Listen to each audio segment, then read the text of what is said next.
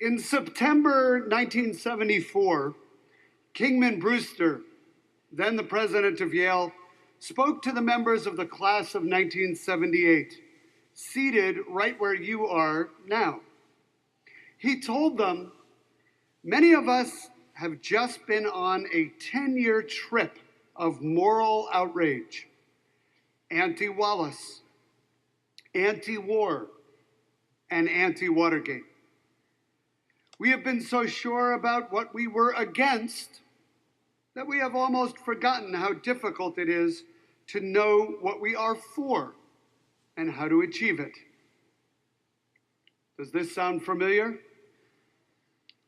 Today, perhaps more than ever, it is easy to know what you are against.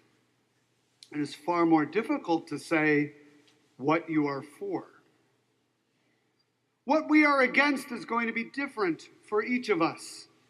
Maybe you're against border walls and I'm against guns. Your neighbor is against trade wars and your cousin is against abortion. For some, capitalism is the problem, while others fear the specter of socialism. By this point, I bet all of you are against sitting in an old building with no air conditioning, listening to a long speech. So I'll get to the point. How many of you have ever seen a Marx Brothers movie? Right? Pretty good. So, although I'm not mistaken for Groucho Marx as often since I shaved my mustache, I still do have a weakness for his humor. And one of Groucho's best performances, of course, is when he plays a college president. It is a funny role. So in the opening scene of the movie Horse Feathers, Groucho, the new president of Huxley College, is told that the trustees have a few suggestions for him. And he breaks into song. "I don't know what they have to say. It makes no difference anyway. Whatever it is, I'm against it. No matter what it is or who commenced it, I'm against it. Your proposition may be good, but let's have one thing understood. Whatever it is, I'm against it." I encourage you to look up the scene on YouTube, not right now, because it's still a very funny piece. And it's funny because it's ridiculous, but also because it contains a kernel of truth. And the truth applies not only to college presidents, but to all of us. How many times have we decided we're against an idea before we've even heard it? How guilty are we of deciding I'm against it without even knowing what it is? Many times we know what we're against based on who's saying it. If an idea comes from a certain public figure, politician, or media outlet, we already know how we feel. Partly, this is because our public discourse has become so predictable. We've lost the capacity for surprise, for revelation. Speaking of predictable, here is the moment where an ambassador of an older generation, that would be me, tells millennials, most of you, about the evils of social media. But hear me out. Obviously, social media has transformed our lives and our relationships, and obviously it has many advantages, allowing us to share news and information quickly with people around the world. But it also heightens our sense of outrage and speeds up arguments, depriving us of the time and space for careful reflection. Bombarded with notifications, pressured to respond before the media cycle turns over, we tap out our position, our opposition, in seconds. It's easy to be against something in fewer than 280 characters. It's far more difficult to articulate what you are for and to do it at warp speed. Make no mistake, there are plenty of reasons to be outraged. My generation, your generation, we face not only grave moral challenges, but existential threats, rising ocean levels globally, and rising inequality in America. Violence around the world and in our own backyards. The fraying of the social fabric. The falcon cannot hear the falconer, and we wonder if the center can hold. I understand the impulse toward negativity. Like many of you, I sometimes feel overwhelmed by the challenges we face, by the injustices that call out for our condemnation. Yet, it is precisely because our challenges are so great that outrage is not enough. Pointing out what is wrong is merely the beginning, not the end of our work. The Czech author Ivan Klima wrote, "To destroy is easier than to create." And that is why so many people are ready to demonstrate against what they reject. But what would they say if one asked them what they wanted instead? What would you say? What would I say? What are you for? Klima's life story is one of both criticism and creation. Born in Prague in 1931, he was sent to a Nazi concentration camp as a child. He survived and became an outspoken voice for democracy in Czechoslovakia. But in 1968, with the Soviet invasion and crackdown, Klima's ideas became dangerous. He could have fled, but he chose to return home and continue his work in defiance of the communist regime. He organized an underground meeting of writers who circulated manuscripts in secret. Over the course of 18 years, those writers produced 300 different works of art. They were critics, of course, critics of tyranny, critics of violence, but they were creators too, creators of plays, novels, and poetry. They imagined and helped create a new and better world. What will you imagine? A better business, a smarter school, a stronger community? Whatever you are against, it is time to create something you are for. At Yale, you have learned to do both, to imagine and create. You have studied and explored new ideas, made art and music, excelled in athletics, launched companies, and served your neighbors and the world.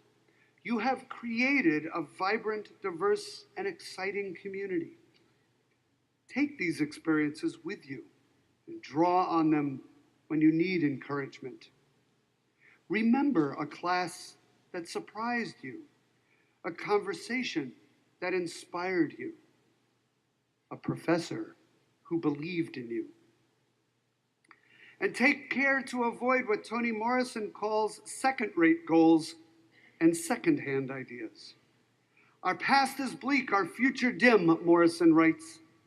But if we see the world as one long, brutal game, then we bump into another mystery, the mystery of beauty, of light, of the canary that sings on our skulls. Being for something is a search for those mysteries, for that light. It is an act of radical optimism, a belief that a more perfect world is within reach and that we can help build it.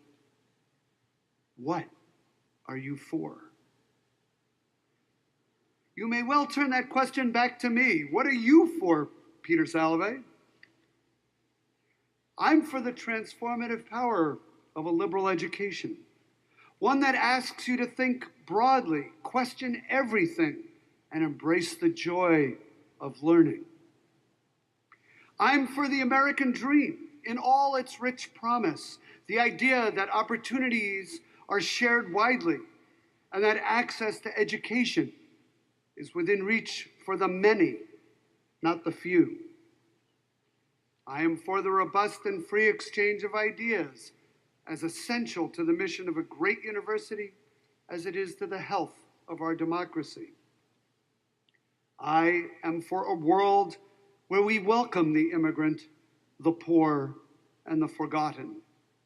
We do not shut them out or silence them. A world where showing empathy and understanding is considered the true hallmark of success, of a life well lived. That is what I am for. Yale's mission says, in part, that we are committed to improving the world today and for future generations. That commitment does not end at graduation. Soon you will leave Yale, and as Robert Penn Warren, who studied and taught at Yale, wrote, you will go into the convulsion of the world, out of history and into history. Indeed, you will go into history and make history. Looking around me today, I think of the generations of Yale graduates who have come before you, individuals who have been for something. There are many names we know and others that would be less familiar. Presidents and world leaders, artists and business executives, scholars and scientists. Like them, I know you will heed the call to leadership and service and leave your mark on every realm of human endeavor. That is Yale's mission. That is what Yale is for. As members of the Yale community, what do we believe? We believe that facts and expertise applied with creativity and wisdom can transform the world. We believe that education and research save lives and make life more meaningful. We believe that diversity of thought and diversity in deed are essential to human progress. We believe, most of all, in the boundless potential of human ingenuity, that together we can solve great challenges and bring light and truth to a world in great need of it. On Monday, tomorrow, during your commencement ceremonies, I will confer on you all the rights and responsibilities of a Yale degree. Yours is a great responsibility. You will have to know what you are for. What are you for? Surely, in the light of history, Eleanor Roosevelt said, it is more intelligent to hope rather than to fear, to try rather than not to try. Yale has prepared you as a scholar and a human being to try, to face challenges with courage and determination. And I trust you are leaving Yale with a sense of your own responsibilities to one another, to the planet, and to our shared future.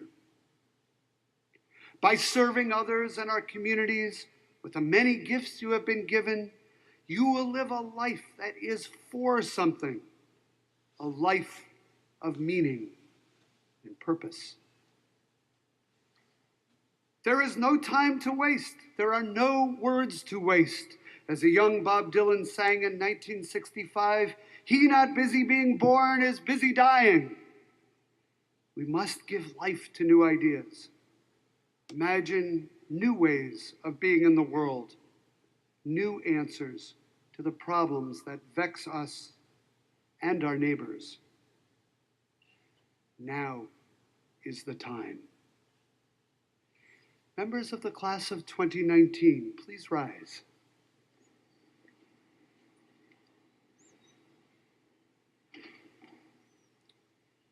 We are delighted to salute your accomplishments.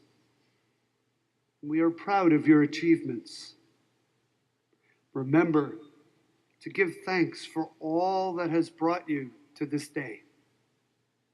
And go forth from this place with grateful hearts, paying back the gifts you have received here by using your minds, your voices, and your hands to imagine and create the new worlds you wish to see. What are you for? Congratulations, class of 2019.